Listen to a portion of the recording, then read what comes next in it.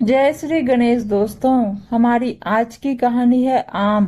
अब शुरू करते हैं कहानी। सोनी, तुम्हारे पापा जी आम लाए हैं, जरा इन्हें धोकर ले आओ। सोनी की सास सुलेखा जी ने आवाज दी। आम नाम सुनकर ही सोनी सब काम छोड़कर भागी चली आई और तुरंत धोकर डाइनिंग टेबल पर रखकर काटने लगी। तभी सुलेखा जी बोली, बहू, काटने की जरूरत नहीं है, पहले सब अपनी पसंद से आम ले लेंगे, फिर हम काट देंगे। तुम जाकर अपना काम करो। अपनी सास की बात सुनकर सोनी उठकर चली तो आई, पर मन वहीं आमों में ही रह गया। ये सोनी की शादी के बाद ससुराल में सीजन के ये पहले आम आए थे और आम उसे बेहद पसंद भी थे, इसलिए उससे इंतजार नहीं हो रहा था। पर मायके की तरह ससुराल में मर्यादा के कारण वो बिना सास के कहे आम नहीं उठा सकती थी।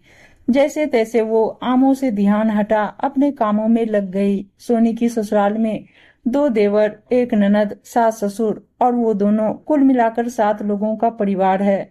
सब प्यार से मिलजुल कर रहते हैं, सब कुछ बहुत अच्छा है। बस यहाँ सासू माँ भी ससुर जी और बच्चों को खाना फल वगैरह खिलाकर ही खुद खाती हैं, तो सोनी भी तभी खा पाती है।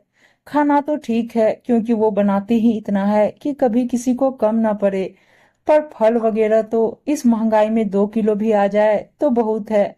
उस पर सभी लोग बड़े बड़े और रसीले फल पहले खा लेते हैं, बाद में छोटे छोटे या थोड़े बहुत मुरझाए फल ही उन दोनों को मिल पाते हैं।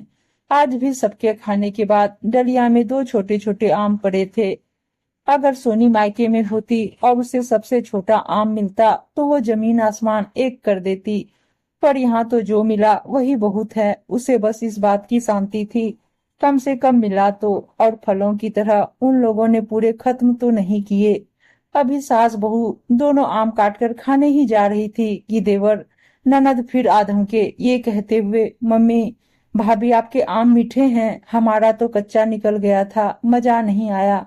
तो रेखा जी हंसते हुए बोली, तुम लोग ज्यादा के चक्कर में बड़े बड़े आम लेते हो, तो वो तो कच्चे निकलेंगे ही, हमारा तो बहुत मीठा है।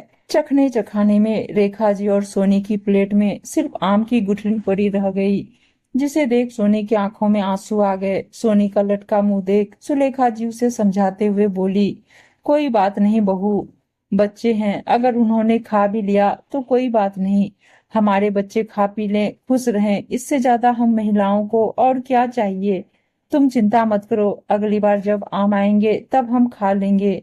उनकी बात सुनकर सोनी कुछ न बोली, क्योंकि वो जानती थी कि अगली बार भी यही होगा। इस मामले में सोनी को पति से भी कोई हेल्प मिलने की उम्मीद नहीं थी, क्योंकि वो भी सोनी से उम्र में बड़े देवर, एक बराबरी के देवर को बच्चे बोल उनका फेवर करते थे। आखिर उसने मन ही मन एक फैसला लिया और अगली बार आम आने का इंतजार करने लगी।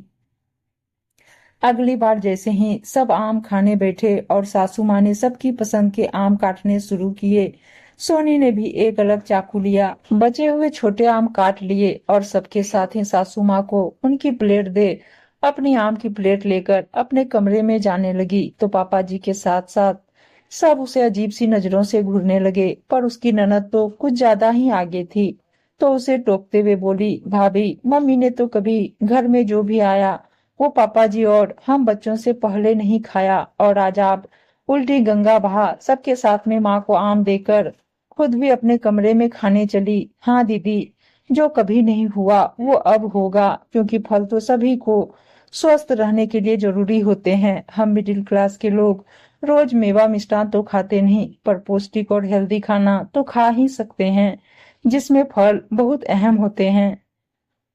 पर मैं जब से आई हूँ तब से यही देख रही हूँ, पापा जी और आप सब लोग पहले ही एक बड़ा फल या फिर कभी कभी 2 भी खा लेते हो।